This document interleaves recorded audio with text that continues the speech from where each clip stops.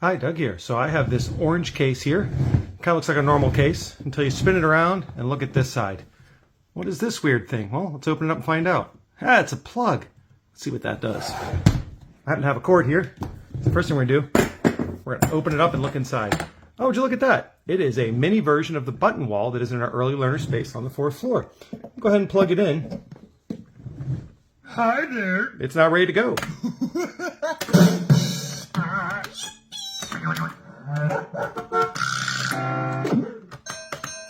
So this is a mini version of the giant button wall, which has 200 buttons on it. This one only has 25. Each one does a unique sound to it. And if you hold a button down, it only plays it once. And you can hit it a few times if you want, like so. If you hold down multiple buttons, it will try to cycle them. But if you keep holding, it'll just pick one.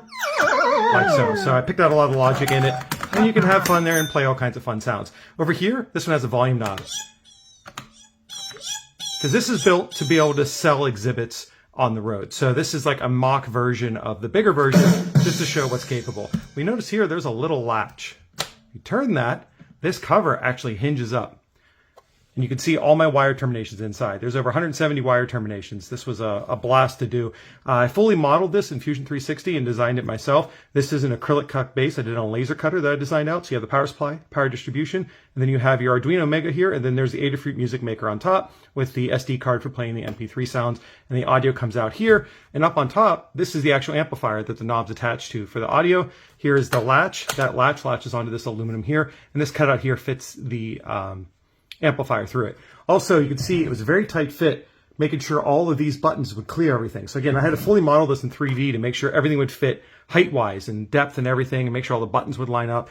It was an adventure because you see the power comes in there, and then the nice wiring harness that runs down along. And all the wires here are set up in a twisting motion as opposed to a bending, so it'll survive this motion more often. And some features of the top design here. If you notice, there's a gap here and here. Those are intentional. Those are heat gaps. So on this side, the power supply is located here. The heat will rise up through convection out of this gap, creating a low pressure in the case, pulling cool air in that bottom to cycle over. Also, the speaker is right above the power supply, so that oscillating of the speaker, I know it's subtle, will move some of the air around that power supply to help keep it cool without having to put a fan inside.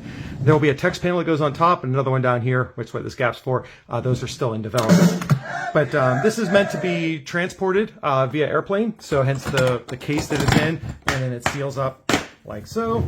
And then what's really cool about it is when you're traveling it, I need a place for the cord to go because you can't have it hanging out. So when you coil up the cord, you open up the case, and then when you flip this little latch here, this spot here is where you put the extension cord. So it can live down inside the case whenever you're transporting it. So it's a self-contained system. Now let's walk you around the outside of the case a little bit here. Finding a spot to hide the screws for the aluminum angle iron was fun. So again, 3D modeled it so I could fit all the screws inside hidden areas on the case. On this one, I had to make 2 of them visible, but only if you swing it up. There's countersunk down in there. Third one's behind the latch here. And then on the back, for the hinge, I have all 4 of them mounted here across the backside. And again, they're hidden under that hinge point so you don't notice them. And the power supply mount for the electronics are these black screws on the bottom here. And again, these are all countersunk in, and I designed it again in 3D so it would clear all of these ribs and line up.